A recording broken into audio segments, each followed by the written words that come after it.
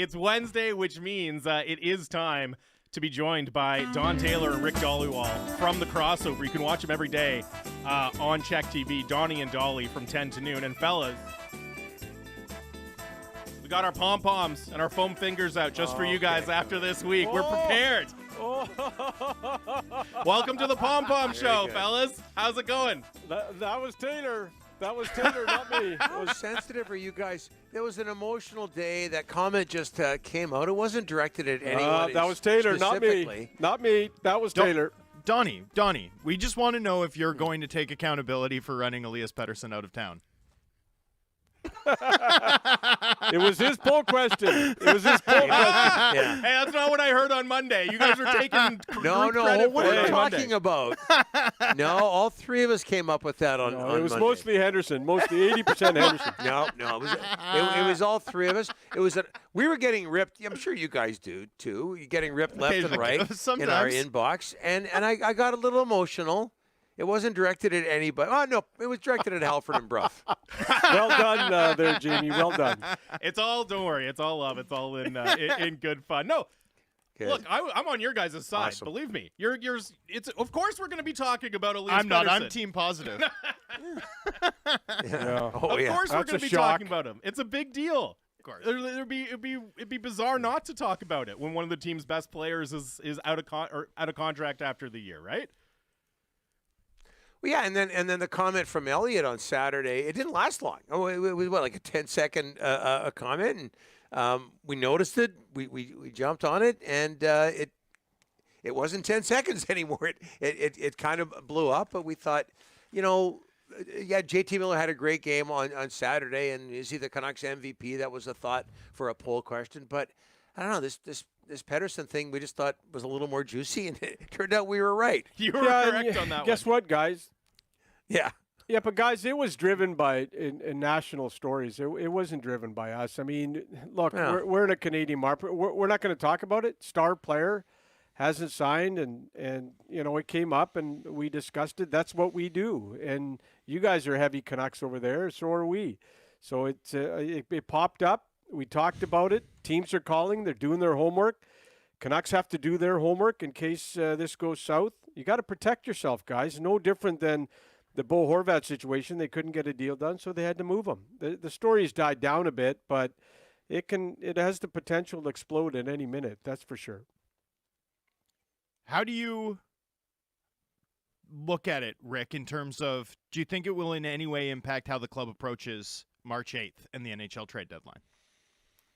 No, they can't. They're first in the NHL. Well, they're tied.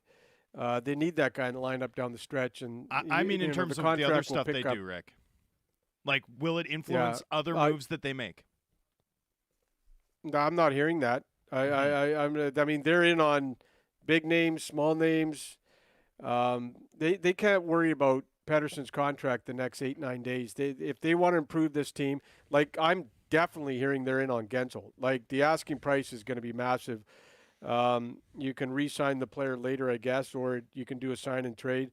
But you've already given up a first-round pick for Lindholm. Can you really afford to give up another first? Donnie and I talk about the prospect pool was so weak for so many years. You got Willander and Lekaramaki, but after that, it's skimpy. One of these nights, go look at the Abbotsford when they post their roster for a game, and go look up the middle of the ice. The only centerman I see there that's young and potential to move up is Sasson, and he's trending towards bottom six, not top six. But I mean, it's skimpy out there, right? So I don't know. I'm not. If you're going to go after Gensel, and they want a first-round pick, maybe a second, they want prospects, they want young players coming in. Boy, oh boy, and then you're going to have to give that guy $8-9 million. Wow. Gensel. Yeah. Donnie, yeah. But getting back to Pettersson, Yeah. like his contract demand, what do you guys think? I mean, if he wants, like Rick is talking about, $12.5 million a year, and when I look at who's driving play, and I know, Thomas, you've got stats that are way deeper than anything I can possibly understand, but when I look at who's driving play out there, it's not him right now. But 12 and a half, and what does that mean? And what does that mean for Hughes going down the road? I know that's a ways away, but I don't want them to become the Leafs in Yeah. so many ways. Yeah. But they're so top heavy. Maybe that's where a lot of my opinion comes from. I mean, you still have Quinn Hughes for 3 more years after this one on an absolute bargain, Yeah. right? So for me, I look at it and look, is Miller, the last 2 weeks, has Miller been better than Pettersson? Yeah, for sure. Oh, But yeah. who's going to be, like, The if whole I'm betting month. on who I think is going to be better next season, I'm still taking Elias Pettersson. And, look, I'd love to have him on, a $9 million salary, but I've said this a bunch of times on this show, like the choice, unfortunately, it's not have him at $9 million or have him at $12 million. It's probably have him at $12 million or don't have him. You know what I mean? And so you'd always love for your star players to be cheaper, but it's really hard for me to see how losing Elias Pettersson gets them closer to winning the Stanley Cup. Like, I get what you're saying. It's a cap league. You got to be efficient. All of that is true, but you need guys like Elias Pettersson too. Well, I'd also mention you don't want to be the Leafs in terms of winning in the playoffs, but you do want to be the Leafs in terms of retaining your elite players as a Canadian team, right? That's the team that's done it. Every other Canadian team has struggled, with the exception of Edmonton, right? Edmonton and Toronto. I mean, you might not like the way the teams look, but do you want to keep your star players? Because those teams have figured out how to do it where the rest of the teams in this country haven't necessarily. Let me write that down. That's a good point. We'll use it on tomorrow's show. I appreciate that. It's very good. We had an interesting point made today in our Delaney's OK Tire and Langley inbox. I don't know if I can say that, but I'm will. supposed to say no. It's Okay, the 650 Dunbar Lumber text line. On this show, it's the There you Dunbar go. Lumber There you text line. go. Barra got furious with me for allowing you to say it last time, Taylor. He was dressed down, actually. Yeah. I got a Really? Rick Talk Wow. at benching JT Miller. Yeah, it was pretty intense. Accountability Yeah, at the but 650 look studio.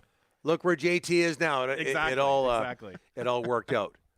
Now I forgot what I had. Great. Oh no, great we had point. somebody text and they were saying how interesting it is that JT Miller is playing fabulous hockey right now. Arguably his best stretch of the season. I don't know if there's an argument, and they're not playing as well in terms of results. What 5-5-2 since the All-Star break when Petey as Bruff calls him.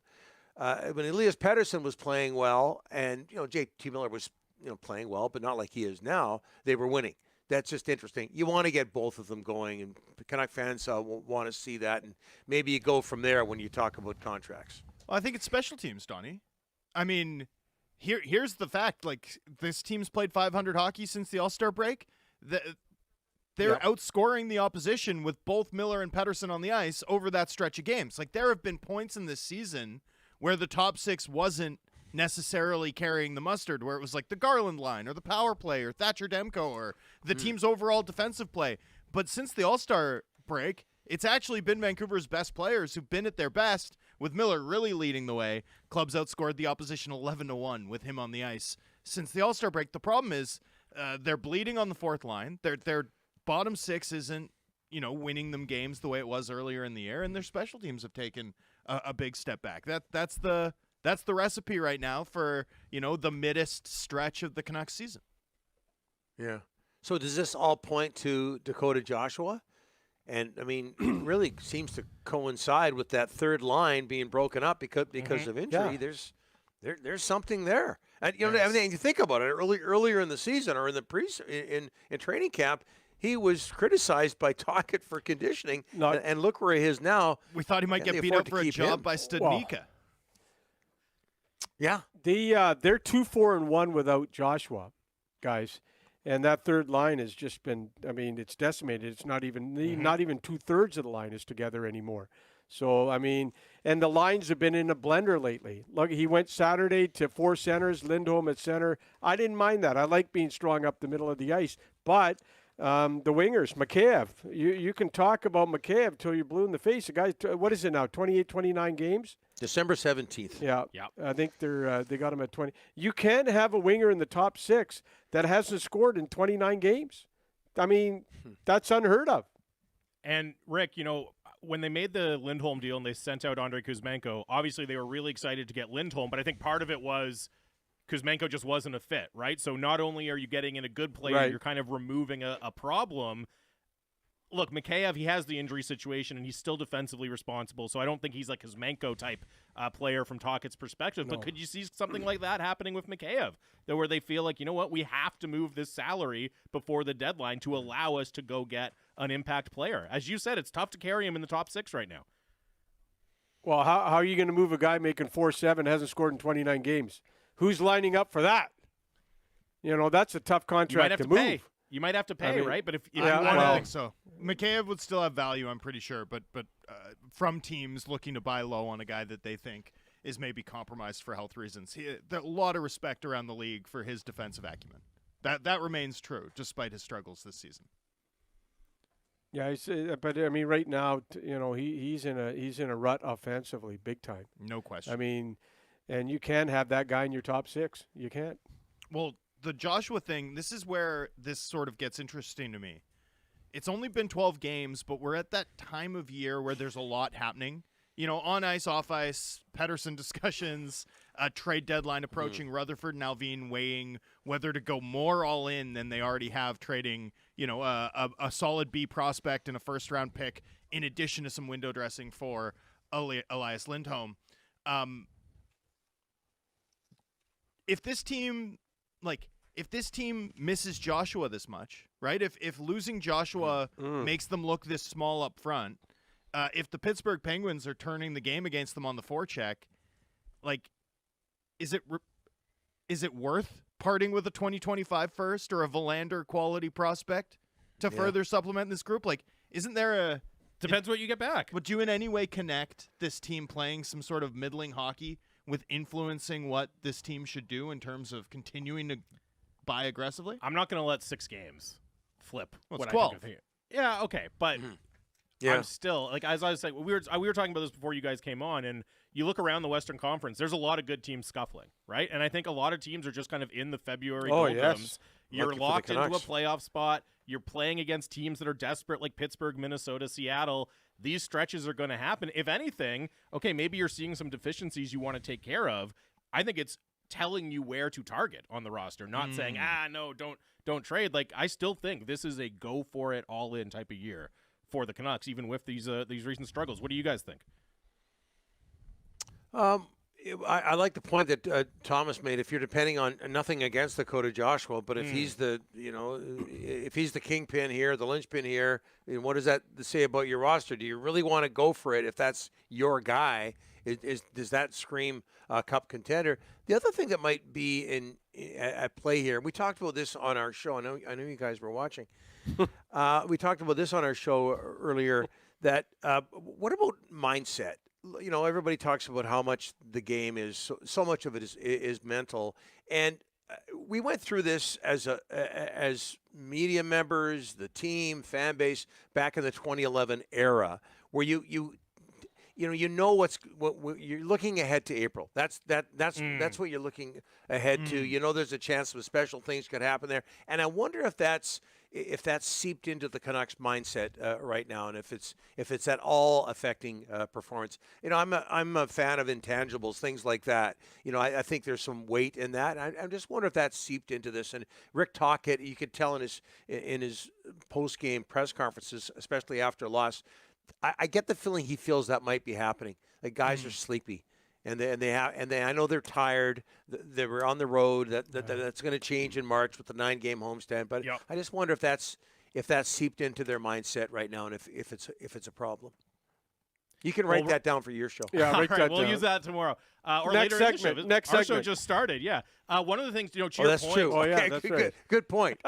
To your point, Donnie, about the energy and it flagging. We've heard Tocchet say, even referencing calling up Arshdeep Bains, calling up Jet Wu. Sometimes you bring somebody up from Abbotsford, even just getting them in practice with the team. Push. It can bring this kind of jolt of energy at a time when it might be flagging for the rest of the group. And for Bains, look, he's got in and he's earned himself some ice time. But Rick, I'll put this to you. Do you think there's other candidates in Abbotsford, young players, that the team could look to bring up and maybe inject some energy into the lineup down the stretch here? Well, or really old ones. Old ones, yeah. The usual suspects, Podkolson's down there, Ratu's down there. And like I mentioned, this Sasan kid, they're high on him up the middle of the ice in Abbotsford. And, they brought Jet Wu up. But look, the way it's being portrayed to me right now is they are working the phones hard. Whether it's a big name or a not so big name, they're trying to see if they can address helping this squad, not through Abbotsford right now, but get some help here, whether it be in the top 6, bottom 6. You know, I said this on the show today. The problem the Canucks are having, the guys they're going after, the Dallas Stars are going after, the Oilers are going after. We had a Pittsburgh writer on yesterday who said that the number one team he thinks that's the most aggressive on Gensel is Edmonton. You know, Vegas is going to be in on Gensel. You know that. So the Canucks have this problem where all the other powerhouse teams in the West are going after the same guys. Like, you know, so they're going to have to get creative here. And the team best set up to do something is Dallas. They've got a lot of their first, second round picks available if they so choose them. But that's a problem. I'm not hearing so much Abbotsford right now, Jamie. I'm hearing that they're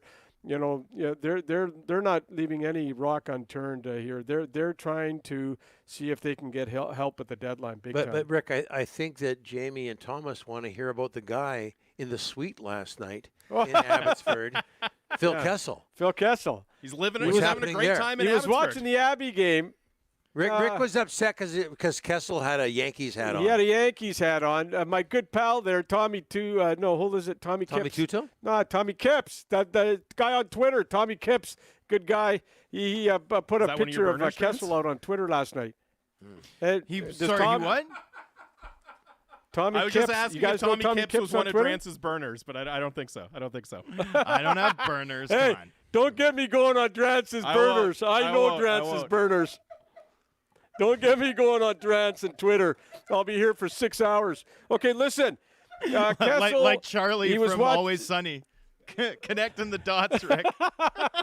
You know what? Everybody tells me that's a great show. What? I haven't watched Always Sunny Tommy in Kipps? Philadelphia. You'd love it, Donnie. What show?